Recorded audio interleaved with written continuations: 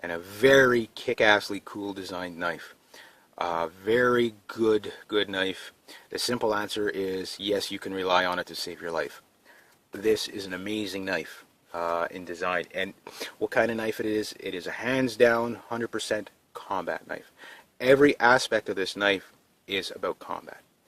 Can you use it for other things? Bushwork? Yeah. But it's at home as a combat knife. This review is going to be a little bit, it might even be a two-parter, just because there's so much to cover on it.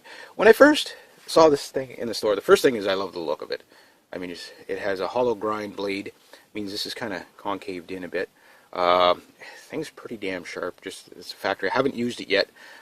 Very blade heavy, that big 8-inch blade, and I don't know if you can catch some of the machining on this, but there is a lot of geometry to that. Look at that tip. That just tells you what this thing is meant to do. Look at the, there's my finger for comparison. So that's a pretty thick blade. I just love that kind of, it's like a medieval fechelon or something like that, if I said it right. It's slightly angled forward.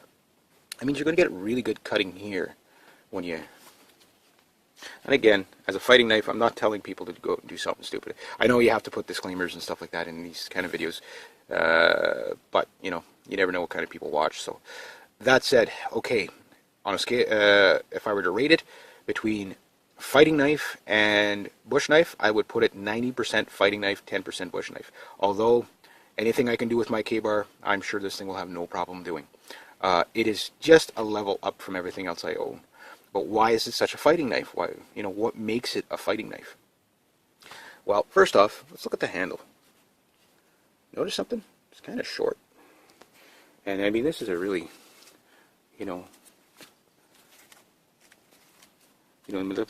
handle. Now, I can't show you because I'm holding the phone with the other hand. But if someone were to try to take that out of your hand, they can't hook onto it. Why? It's a short handle. You can protect that. Their hand would just slip over your hand. That's why it's short. The other reason why it's short is when it's, on your hip and stuff like that, and if you're law enforcement or military, you have gear to grab, you don't want to be hooking onto, a handle that might be an extra inch or so longer. So at first it seems like the handle is really, really too short for it, but it's short by design. That's a pretty good, generous pummel on there. Didn't come with a lanyard. That's okay. The grip on it is very nice. It's a really good handle. Again, rubberized grip, slips just a bit, But here, that is probably one of the most, battle tank, that doesn't move at all. And I mean, you got this thing in your hand, and it's fast, it's a good knife, And it's fast to flip around. It's blade heavy. Allows you to, use that blade to, it's a really good knife, but it's blade heavy. Now, when I get some guys that are a bit, I wouldn't call them knife snobs, but guys that, everything's got to be like micro-like type of thing, and they don't get it. Why would you have a blade heavy knife? Well, that allows you to throw it handle first. Just show you what I'm talking about. It's extremely blade heavy. So put it right, And it's a hefty knife too. It's heavier than my K-bar. I don't know the exact weight on it, but it's heavy, for what it is. It's not like it's heavy to carry around and you won't even notice it on your side. But it's heavy for a reason. Why? That's going to go through things. The tip. Let's talk about the tip. I don't know if I can get the right light on here. But you see on the back, it's grounded back a bit, like on most combat knives, but not that far. And the tip, it's kind of if you were to square it out a bit, it'd be kind of like a Tonto, But this kind of, to tell you the truth, reminds me of a pig sticker. And then look at the head, the head on that thing. That's going to be good for prying. But that's really telling me what it's for, is combat guy, soldier against soldier, that's going through the bulletproof vest, you know what I mean? That's why it's a heavy blade. That's why it's, it's meant for that, Very, very fast knife. Not quite as fast as some of the other knives I have, but the more you throw it around, the more you appreciate the design. Again, we've got the hollow grind. Sharp enough edge. The edge would probably be like a, utility edge. Give a close-up on the handle. These are I don't know if that's just plastic or if that's white leather or what it is, but it's compressed either way. So you got your handle. Again, hopefully I can catch the detail. Yeah, like I mean that's a very thick blade, and the handle is really nice. The grip is like, it's not bad. You need this here though because it is a little bit. And this knife, of course, is designed for salt water. Don't quote me on it, but I believe it's AUS8 or whatever steel it is there. It's a form of stainless, but it's really, really hard. And I mean, there's like, this is a stiff blade. Again, it's designed for that thrust, like most combat knives would be. Could you use it for bushcraft? Again, no problem for bushcraft, but you might find the handle a little short for bushcraft. But as a fighting knife, it all makes sense. Only thing I don't like about this knife, especially at the price, and this is not to discourage anybody from buying it, but just watch right here, okay? So it says Sog Creed. I don't know if you can read that. That says Taiwan. Right there. Made in Taiwan. I'm like, how could they make such an awesome knife and then outsource it? I would pay an extra money to have it made in the United States, even though I'm Canadian. That said, they built a phenomenal knife. There's no ifs, ands, or buts about it. It doesn't matter where it came in the world. When they build them at this quality, it doesn't really matter where they come from. It's a good knife. No, it's not a good knife. It's an amazing knife. And I can't wait to put it through the tests that I'm going to put it through. It's blued steel. Okay, so the nice thing about blued steel is it takes a long time to get that finish off. This is where you're paying that little extra is in that kind of detail, the kind of machine work that you're seeing here, the hollow grind. I mean, this is a knife with a lot of thought into it. Again, really fast in the hand. That short grip and the heavy blade allows you to throw it around pretty good. I mean, obviously that tip is a bulldozer style tip at a point. That thing's going to do damage. And again, I'm not advocating doing anything stupid, but it is an incredible knife. Price here in Canada about $180, and then plus tax. Shop around. Sometimes you get these things on better deals and whatever. Is it worth the money? Probably worth the money at twice the price. I really like this knife. I've always wanted one, and the first time I picked it up, I wasn't that impressed with it because I was like, well, the handle's too short, and then, oh man, is that every blade heavy? And then I started thinking about it. That's a pig sticker. If you've ever seen like the classic pig sticker, it's kind of it's kind of like a Fechelon. It's kind of like a bolo. It's like you could see the design, a DNA in it, so to speak. But it's a pig sticker. That's all this thing is. It's a combat pig sticker. If you've ever seen a pig sticker, that's how they're, the edge isn't straight out into a point. It's more curved back so that you don't bust it. That's what it is. It's a combat pig sticker. There's no way to sugarcoat it. Very, very, very incredible knife. Really like it. Now, let's talk about the sheath. That's it. It's really light. I don't think it's actually leather or something. It feels more like a plastic or a vinyl. I don't know what it is. Most awesome knife ever. That's what you get with it. It's got a snap here where this fits into it. The loop is very generous. The stitching isn't bad. That's what you get.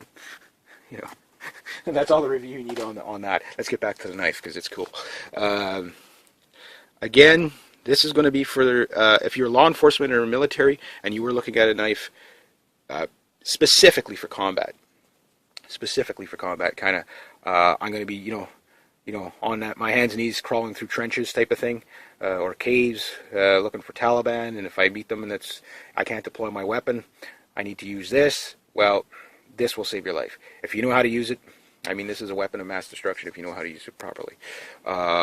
Again, law enforcement, military, if you have to rely on it to save your life, this is the type of, this is the caliber of knives you're going to be in. You're going to spend a little more. But, again, what's your life worth? I mean, that's a pretty good, you can see the machining on this is just excellent. No tool marks that I can find so far. So, again, they really put a lot of effort into this, Like, I mean, everything is like a defined edge, A lot of shape. This is a sexy girl, I tell you. And then right down here, something I point out. I don't know if you can see, it's kind of rounded. It's not sharp, but I bet you that you could use that for, wire fences and stuff like that. Kind of neat. I don't know what else I could say on this knife other than it is phenomenal, and I can't wait to put it through the tests. And hopefully it'll perform. If it performs anything like what it looks, it's gonna your guys are gonna be pretty impressed. Look at that. That is pretty cool. Yeah, I won't give you a straight down. I mean, look at that. That's a chunk of blade. Just to give you a comparison, I'm gonna take out my SOG fixation Bowie. Just to give you the comparison, and I mean the weight difference between the two is like almost night and day. When I talk combat knives, I really like SOG knives. This is the fixation Bowie, so we can see how that's the thickness of the blade there. Then there's this juggernaut coming at you. Look at the tip. Like, I mean that is an insane amount of, you know, that's crazy. But two awesome combat knives. But this one you can rely on. I find the other one might handle a little bit easier. But again, once you get to the point where you know how to handle these things properly, every aspect of the design of this is for fighting. Here, I'll give you something cool to look at. There's my bear. Ooh. With the short handle, you really got to hang on to it there because, you know, get used to it.